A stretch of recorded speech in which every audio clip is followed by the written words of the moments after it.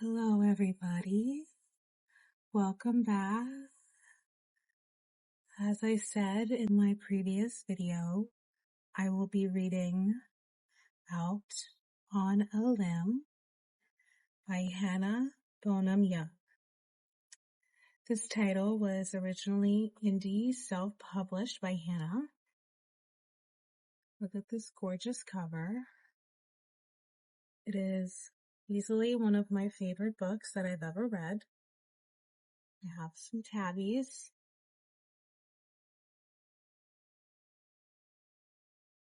And if you guys like it, as I'm reading, I really hope that you will go check out a copy yourself.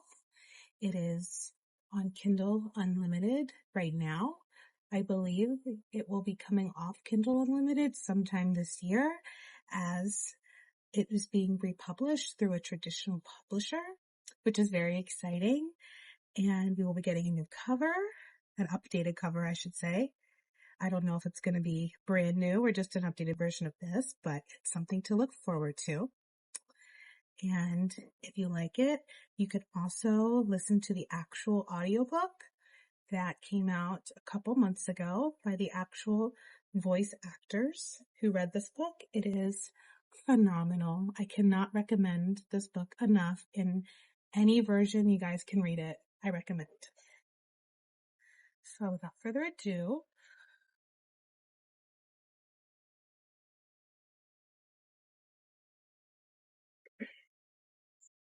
copyright page, author's note, and content warnings. Only 5 days after my first child was born, I posted the following caption on Instagram. The only thing I have ever thought I couldn't do with one hand was be a good mom. It might not be rational, but every time I heard some cliche comment about moms needing an extra set of hands, it would make my stomach churn. Growing up, there were often times when adults wouldn't let me hold their babies out of fear, and at some point I took that to heart. I have held on to this insecurity, and I didn't really address it until this week. Now, I'd like to say that 10 fingers are overrated, because this kid and I have got a good thing going on so far. I have been a mother for less than a week, and yet I felt as if I'd experienced every possible human emotion under the sun. I was physically and mentally recovering from a traumatic labor experience and difficult pregnancy. My nipples hurt, my body ached, and I was convinced my vagina would never be the same. And yet I was so ridiculously happy. Not just because of the tiny baby we brought home, who's pretty great, but because I was wrong to be afraid, because they were wrong. I was absolutely capable of being a good mother. I, like Gwen, was born with my limb difference. I have a less developed right hand that is identical to Wynn's as described in this book. And while I've tried my best throughout my life to not let it hold me back, it has certainly created challenges. I've always found myself attempting to perform things in private that I'll be expected to do in public. Things as small as buttoning a new pair of pants or typing to take notes in class. I've spent hours upon hours thinking through daily obstacles, coming up with small adjustments, and planning out my days in agonizing detail in order to avoid any awkwardness or failure. Then I found out I was pregnant, and suddenly I felt totally and completely unprepared. I knew that nothing could prepare me for what came next, and I was terrified. I wanted to write a book for anyone who's let fear or failure slow them down. Not just for those of us who choose to have kids or those of us who are disabled, but for anyone who's been thrust into something new that took them so far out of their comfort zone they no longer recognize their past, afraid self.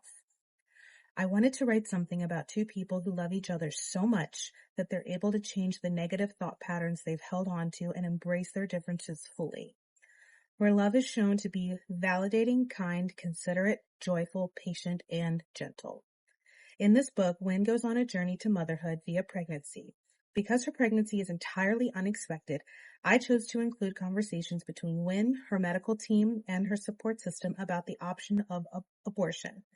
It's worth noting that this book is set in Canada, where rights to abortion are not currently under threat as they are elsewhere, and therefore her options are less limited.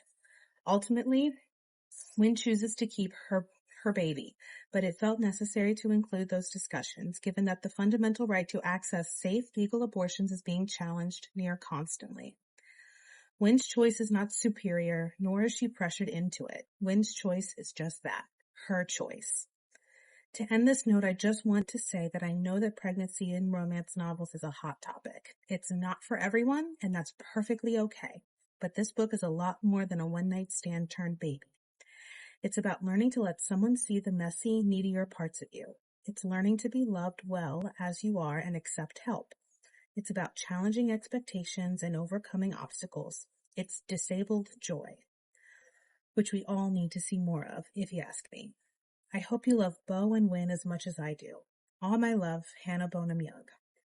Content warnings: graphic sexual content, pregnancy and symptoms of pregnancy, brief discussion of abortion, pro-choice stance not performed, ableism in reference to a limb difference, verbally abusive ex-partner, no reappearance, death of a parent, passed off page, depression and suicide, passed off page, cancer, past, not recurring, not reoccurring, amputation, passed off page.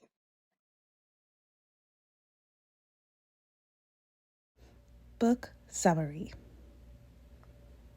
Winifred Wynn McNulty has always been wildly independent, not one to be coddled for her limb difference. Wynn has spent most of her life trying to prove that she can do it all on her own, and with some minor adjustments, she's done just fine. That is until she has a one-night stand with the incredibly charming Bo, a perfect stranger, and that one night changes everything. While Bo is surprisingly elated to step up to the plate, Wynn finds herself unsure of whether she can handle this new challenge on her own or if she'll need a helping hand. Together, Wynn and Bo decide to get to know one another as friends and nothing more. But as they both should know by now, life rarely goes according to plan.